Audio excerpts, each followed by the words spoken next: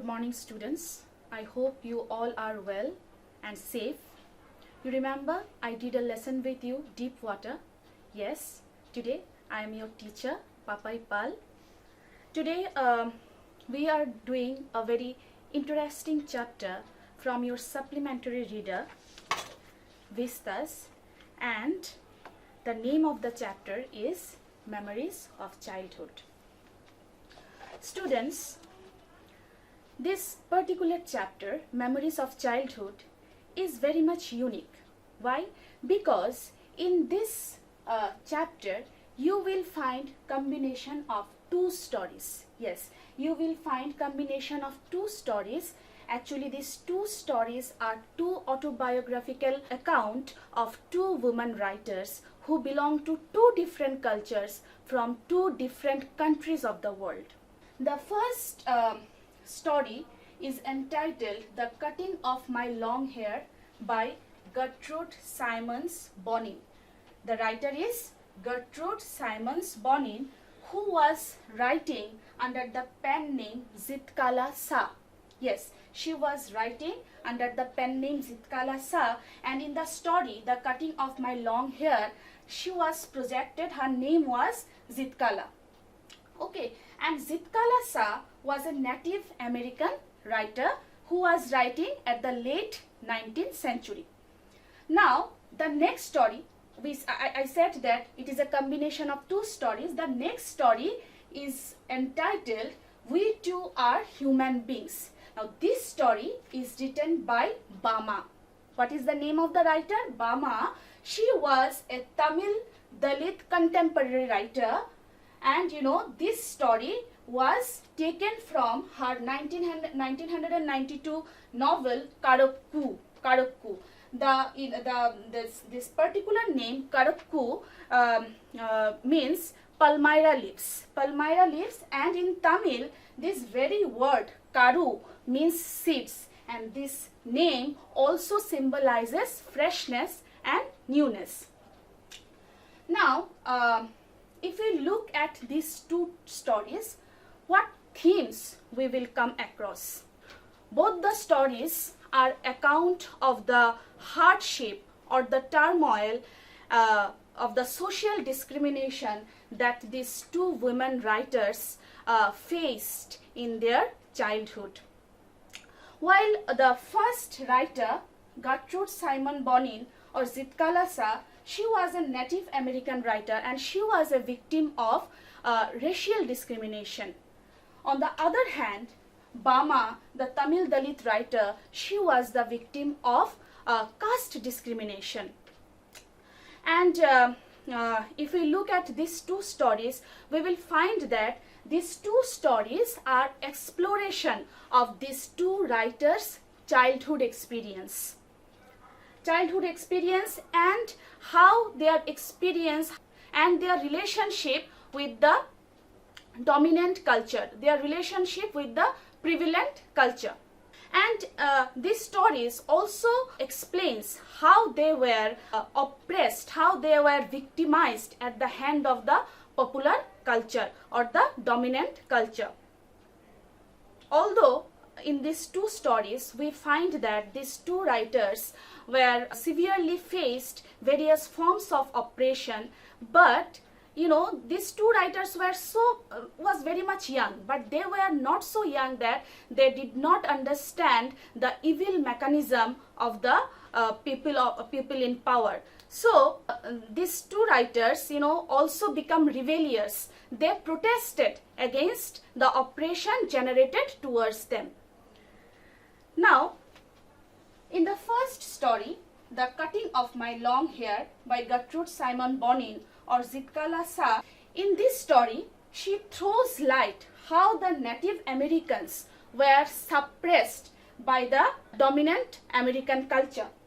The first story is entitled The Cutting of My Long Hair by Gertrude Simons Bonin, who was writing under the pen name Zitkala Sa, I told you. So she was a Native American, and students, you must know that the Native Americans, who are the original inhabitants of America, they had a long history of exploitation. They had a long history of exploitation at the hands of the colonizer, because America had a long history of colonization by the European invaders, by the Spanish invaders, and so on. So these Native Americans, or the Red Indians or American Indians, were stripped of their culture, their religion, and their identity altogether. They were not allowed to follow their culture, and they were forced to follow the popular American culture. And this exactly happens at the case of Zitkala Sa. She was admitted in the Carlisle Indian School, where the students, the Native American students, are trained, or better to say, they are forced to follow, to imitate the American culture, and they were not allowed to follow their own indigenous ethnic culture. Okay, now how Zitkala Sa suffered such forms of oppression at her school, that is in the Carlisle Indian School. Let's see. In the first episode, The Cutting of My Long Hair, it is the account of Zitkala Sa, where she was narrating the experience of her admission in the Carlisle Indian School. It was the first day in her school, and it goes like this. The first day in the land of apples was a bitter cold one.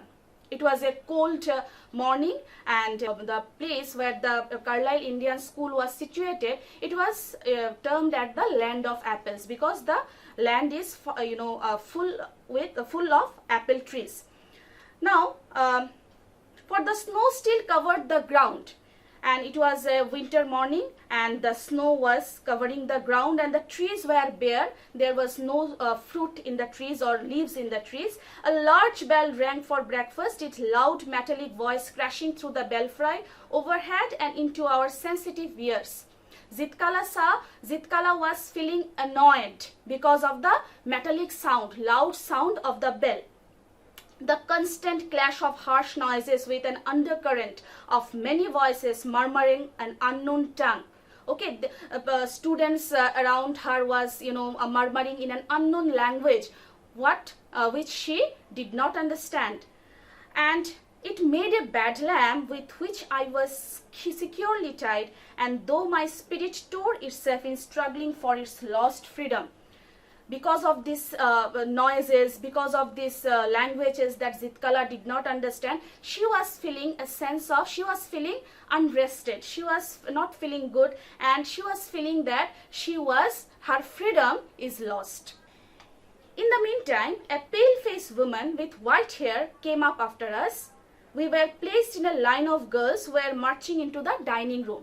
At that moment, Zitkala noticed a pale-faced woman, and they were marching towards the dining room. They were directed to go to the dining room for their food. These were Indian girls in stiff shoes and closely clinging dresses. All these students, in Zitkala's line, all the students are Native Indian girls, and their shoes were very stiff, and they were wearing tight dresses. The small girls wore sleeved aprons and shingled hair. Now this shingling of hair is a very important thing to notice here, because in Native American culture, as Zitkala's mother always used to told her, in Native American culture, only the cowards cut down their hair. Only the cowards and the people in the funeral cut down their hair or cut short their hair. Okay, in their ethnic cultures, Native Indians used to have long hairs. Okay, but in that school, Carlisle Indian School, all the students' hair were cut short. As I walked noiselessly in my soft moccasins, moccasin is a kind of slipper, I felt like sinking to the floor. She was feeling so nervous. Zitkala was feeling so nervous. I felt like sinking to the floor, for my blanket had been stripped away from my shoulder. Okay, they were not allowed to put the shawl on their shoulder, and the blanket or shawl on her shoulder was stripped away.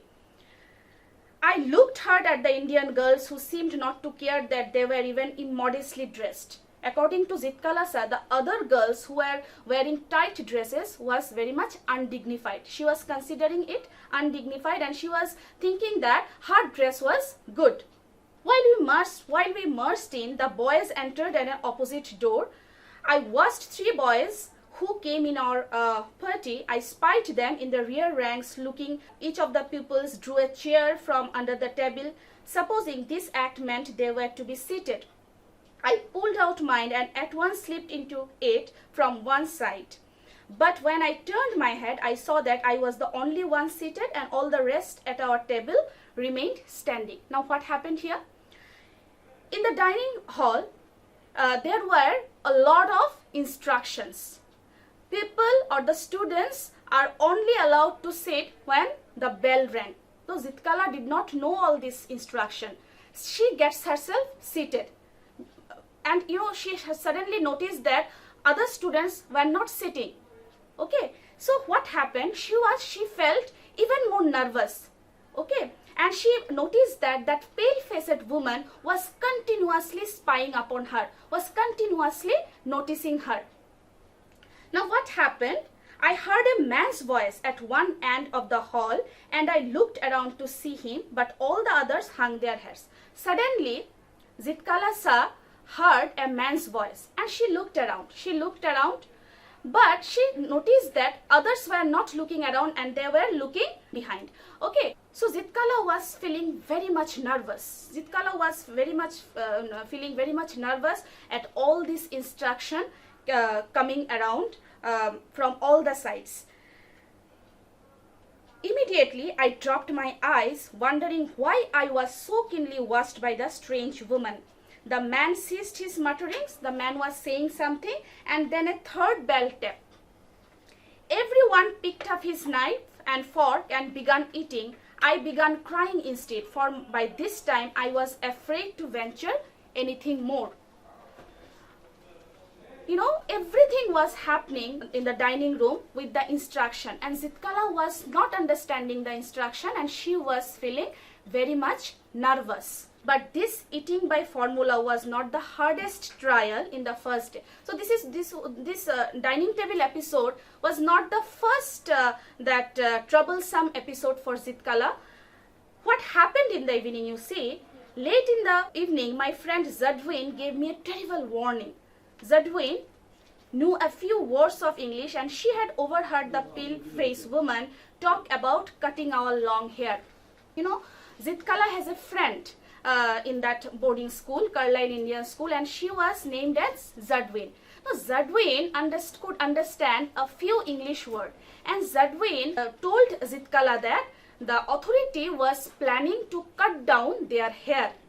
Now this was a terrible news for Zitkala, because all these years Zitkala learned that only the coward's hair has been cut. Among our people, short hair was owned by mourners. See what Zitkala was saying. Only short hair was owned by mourners and shingled hair by cowards. Those who are cowards have short shingled hair, and those who are in a funeral, that is mourners, have short hair.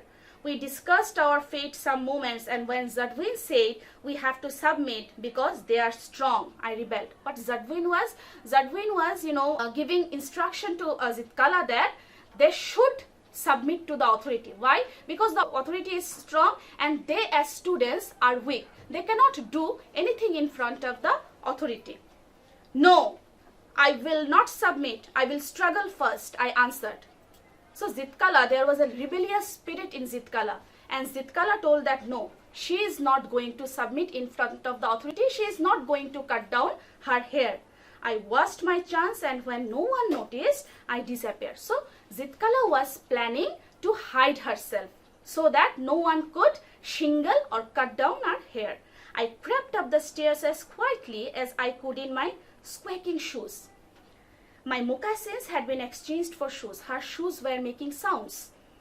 Along the hall I passed without knowing whether I was going. She did not know. She did not know the nooks and corners of the Carlisle Indian School. But she was proceeding. She was proceeding further. Turning aside to an open door, suddenly she found a room. I found a large room with 3 white beds in it. The windows were covered with dark green curtains, so it was making the room a bit dark. Thankful that no one was there. No one was there. I directed my steps toward the corner farthest from the room. On my hands and knees, I crawled under the bed. So Zitkala was planning to hide herself, and she crawled under the bed so that no one could shingle her hair or cut down her hair. From my hiding place, I peered out, shuddering with fear whenever I heard footsteps. She was feeling frightened because if someone noticed her, they will cut down her hair. Though in the hall, loud voices were calling my name, and I knew that even Gertrude was searching for me. Her friend Gertrude, who gave her the instruction that the authority was planning to cut down their hair, she was also searching for Zitkala. I did not open my mouth. She was, feeling frightened.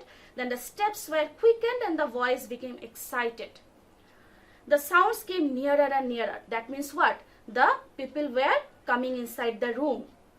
Women and girls entered the room. Finally, they entered the room. I held my breath and watched them open closet doors and peep behind the large trunk. They were searching in every nook and corner of the room. And Zitkala, where was Zitkala? Zitkala was under the bed.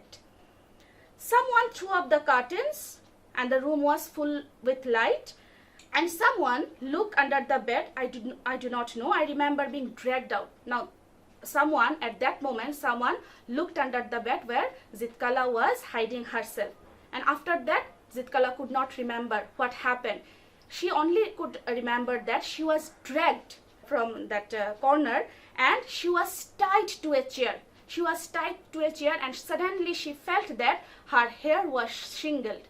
The thing she was fearing most, her hair was cut down by the authority. So this was the first sign of oppression that Zitkala that experienced in the Carlisle Indian School. See, the ethnic people or the Native Americans were not allowed to follow their culture.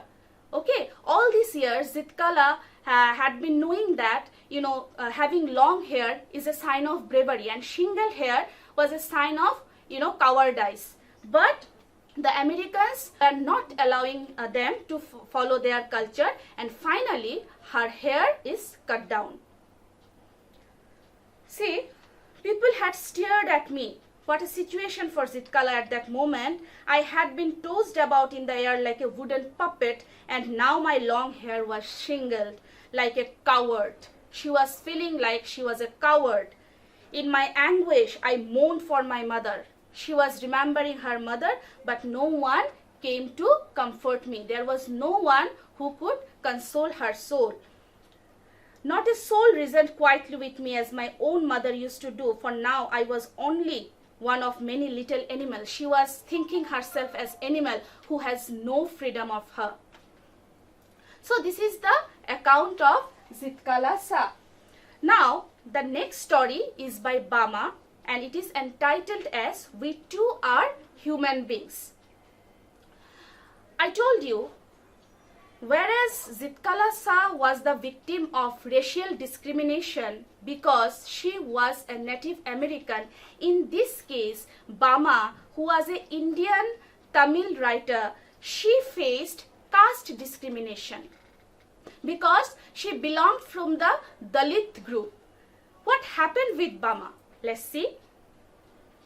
When I was studying in 3rd class, Bama was a very young girl studying in 3rd class. I had not yet heard people speak of untouchability. So untouchability is a social curse that India has been suffering from decades. The lower caste people were not allowed to touch the upper caste people, and these people were not allowed to live with the mainstream people. They were, they were not allowed to enjoy the privileges of education and so on. But I had already seen, felt, experienced and been humiliated by what it is. But at this early age, when that Bama was only reading in class 3, at that tender age, she experienced the evils of untouchability. How untouchability that Bama was suffered at because of this experience. Let's see. I was walking home from school one day, an old bag hanging from my shoulder. Bama was a very cheerful girl. It was actually possible to walk the distance in 10 minutes. The distance between her school and home is only for 10 minutes, but she used to spend at least half an hour, coming to her home. Why? Because she was a very cheerful girl. She used to take pleasure at the various sights and sounds of the roads, and in this way always she became late. It would take me from half an hour to an hour to dawdle along, watching all the fun and games that were going on, all the entertaining novelties and oddities. Whatever is new in the street, whatever strange things there are in the street, she used to watch all these things, and in this way always she became late in reaching her home from the school. The performing monkey, the snake, which the snake charmer kept in its box and displayed from time to time, the cyclist. She was noticing all the things. The cyclist, the snake charmer, the various shops, the sweet stall, the stall selling fried snacks, and all other shops next to each other. The street light always demonstrating how it could change from blue to violet. She used to notice all these things. Each thing would pull me to a standstill and not allow me to go any further. She was amused. She felt herself amused at each sight and sound of the street. At times, people from various political parties would arrive, put up a stage and harangue us through their mics. She used to notice the lecture of the political parties. Often they placed some stages on the street, and that Bama used to notice all these things with great endeavor. Even otherwise, there were the coffee clubs in the bazaar. The way each waiter cooled the coffee, lifting a tumbler high up and pouring its content into a tumbler held in his other hand. Or the way some people sat in front of the shops chopping up onion, their eyes turned elsewhere so that they would not smear. Or the almond tree growing there and its fruit, which was occasionally blown down by the wind. All these sights taken together would tether my legs and stop me from going home.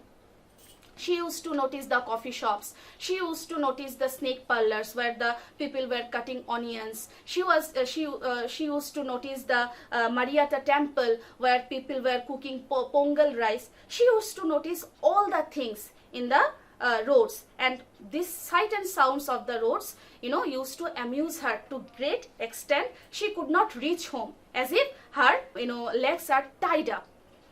Gazing at all this, one day I came to my street, my bag slung over my shoulder. At the opposite corner, though a threshing floor had been set up. What is threshing floor? Threshing floor is a flattened surface which is used to separate the grains from the straw. So one day what happened, Zitkala was coming back from her school, and suddenly she saw a threshing floor where a man was sitting, and she was instructing the laborers in the field. Our people were hard at work, driving cattle in pairs round and round to tread out the grain from the straw. The animals were muzzled so that would not help themselves to the straw. I stood for a while there watching the fun. Zitkala was watching how the man was instructing the laborers. They were working hard. Okay, and the animals were muzzled. There was a cap in front of their mouths so that they could not eat the grass. Zitkala was noticing all the things. Just then, an elder of our street came along from the direction of the bazaar. Suddenly, she noticed a person from her community. She was approaching towards the man sitting and giving instruction. The manner in which he was walking along made me want to double up. Double up means, making loud laughter. The way the man was, walking, this sight, makes Bama, burst into laughter. I wanted to shriek with laughter at the sight of such a big man carrying a small packet in the fashion. That man from her community was holding a packet, and the manner he was holding a packet, it made Bama burst into laughter. He was the man was holding the packet in this manner. The man was only holding the string of the packet, and he was not touching the whole packet. And Zitkala was thinking, why the man is holding the packet like this? I guess there was something like vada or green banana sabji. She was assuming what was there inside the packet. It might be a vada or some bhaji in the packet, because the wrapping paper was stained with well. Okay, because the paper was stained with well, and from that Bama assumed that some vada or bhaji may be there in the packet. He came along holding out the packet by string. So the man was holding the packet was, surprised Bama. The man was holding the packet only by its string. He was not touching the whole packet. I stood there thinking to myself, if he holds it like that, it might fall. Okay, the packet might fall. Won't the package come undone and the vadas fall out? The vadas may fall out if the man hold the packet like this. The elder went straight up to the landlord, bowed low, and extended the packet towards him, cupping the hand that held the string with his other hand. The landlord opened the parcel and began to eat the vadas. Okay, now the elder person from her community approached towards the landlord, the man who was sitting and giving instruction to the laborers, and that man literally, caught up the packet. Okay, the elder man from her community was not allowed to touch the landlord. Okay, now after I had watched all this, at last I went home. My elder brother was there. I told him the story in all its comic detail. I fell about with laughter. Bama was, laughing at this whole sight, at this whole incident, how the man was holding the packet, how he dropped the packet in the landlord's hands, how he, catches the packet. All these incidents she was, narrating to her brother. But Annan was not amused. Annan, they called the elder brother Annan, but her Annan was not surprised or amused at this incident. Annan told me that the man was not being funny when he carried the package like that, because there is a reason why the man was holding or carrying the packet like this. There was a reason behind it. What is the reason? He said everybody believed that they were upper caste and therefore must not touch us, because Annan and Bama, they belonged to the lower caste and they were not allowed to touch anything which belonged to the upper caste people. That's why the man was holding the packet only by its string.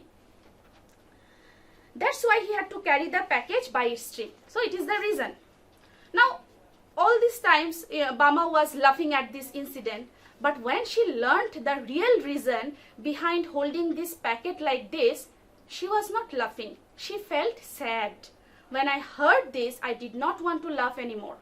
I felt terribly sad. She was feeling terribly sad. How could they believe that it was disgusting if one of us held the packet in his hands, even though the vada has been wrapped first in a banana leaf? She was feeling disgusted. How could the upper class people behave like this with them? Because she knows that the vadas are first, wrapped up in banana leaves and then it is put in the parcel. So how could their touch impure them? Why should we have to fetch and carry for these people? Why should we serve these people? If these people treat us like this, if these people treat us like untouchable, why should we serve them? Why should we bring them bada or any other thing? Why our people are, working hard in the field at their instruction? Bama was asking the question to herself and she was feeling a bitter anguish. She was feeling angry. Such an important elder of ours goes meekly to the shops to fetch snacks and hands them to reverently bowing and shrieking to this fellow who just sits there and stuffs them into the mouth. The thought of it infuriated me, because the person who was handing over the varas to the landlord, she was a very respected person of her community. But the way this man was treated, infuriated Bama, and Bama was feeling very much angry at the behavior of the landlord. How was it that these fellows thought so much of themselves? Because they had scrapped 4 coins together, did that mean that must lose all human feelings? Because they are richer? These are the question. Bama as a young child, she was reading only in standard 3. These are the questions which shrieked her mind. These are the questions which she was asking to herself in that tender age. Because these people are richer than us, how could they behave with us like this? Okay, because we too are humans like them. Because they are richer, they could not behave like this. We should work in their fields, take home our wages and leave it all that. We are working at their homes, we are providing our labor for them, but they are behaving so inhuman towards us. My elder brother, who was studying at a university, had came home for the holidays. He would often go to the library in our neighboring village in order to borrow books. So Annan, elder brother of Bama, he reads in a university and he often goes to the other locality for bringing books from the library. He was on his way home one day. What happened with Annan, you see? Walking along the banks of the irrigation tank, he was walking along the irrigation tank. One of the landlord's men came up behind him. He thought my Annan looked unfamiliar and so he asked, "Who are you, Appa?" One man from the upper caste community came and asked the elder brother of Bama that, "Who are you? Why you are going there?" Annan told him his name. Immediately, the other man asked, "Thambi." Thambi means brother. "On which street do you live?"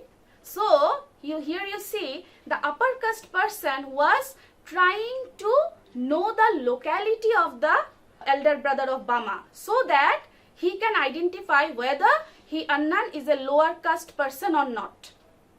The point of this was that if he know on his which street we live, he would know our caste too. Here you see the lower caste people were allowed to live only in a particular area. They were not allowed to mix up people of the mainstream society. So that's why the person from the upper caste was trying to know the street or the locality of Annan so that he could detect whether he is a lower caste person or Dalit person or not. Annan told me all these things and Bama gets even more furiated. Because we are born into this community, we are never given any honor or dignity or respect. This Dalit person were devoid of honor, dignity and respect. We are stripped of all that. They are deprived of all these things. But if we study and make progress, we can throw away these indignities. Annan was telling her. Annan was telling her sister that only education can improve our condition. Only education can earn us dignity, respect and social stability. So study with care, learn all you can. The elder brother was advising his sister that you should study, to your heart's content. If you are always ahead in your lesson, people will come to you of their own accord and attach themselves to you. Work hard and learn. How you could, how you could come out of of all these indignities? Only if you, study hard, if you educate themselves. Only education can bring you the respect you were searching for. The words that Annan spoke to me that day made a very deep impact on Bama, and she was studying very hard. Her only goal was to study hard and earn that respect. She was searching for a long time. She has experienced the people of her community were suffering at the hand of the upper caste people. And I studied hard with all my breath in a frenzy almost. And Annan had asked, I stood first in the class. As per Annan's advice, as per her elder's brother's advice, she was studying hard and she stood first in the class. And because of that, many people became my friends. And now Bama has many friends. So what we learned, that only education helped Bama to overcome her situation. So in these two stories, what we find? We found that in the story of Zitkalasa also and in the story of Bama also, these two women were sharing their childhood experience. And in their childhood experience, we find that they were oppressed at the people who are in power. Zitkala was suffered because she was a Native American, and Bama suffered because she was a Dalit woman. She was a Dalit woman, and the upper caste people considers themselves as untouchables. But these two writers, these two women, in both the cases, they rebelled, they protested against the injustices, they protested against the oppression, and they earned the respect for themselves. Zitkala Sa also, in later years, she became a very famous writer, and Bama also, with the power of her education, she became a famous Tamil writer. So, although they are oppressed, they overcome the situation through their education, through their awareness.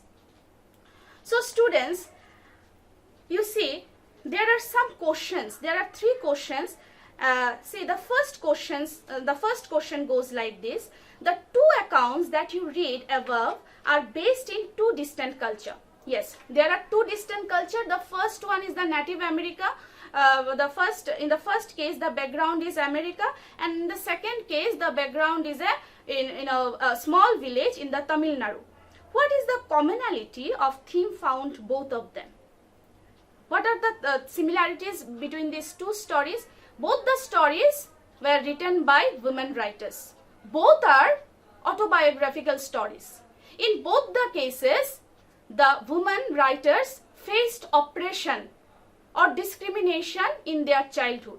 In both the cases, they overcome the situation, they overcome from this situation, and they rebel against the situation, and through their power of education, they conquered the situation. So these are the similarities between these 2 stories, between these 2 writers. The second question goes like this: it may take a long time for oppression to be resisted, but the seeds of rebellion are sowed early in life. Do you agree that injustice in any form cannot escape being noticed even by children? Yes, even children notice injustice.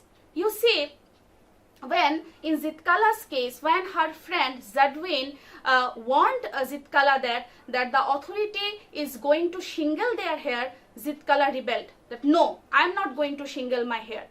So the forms of oppression is also noticed by the children also. Bama also, when she heard that the real reason behind the holding of the packet in such a manner, she gets angry.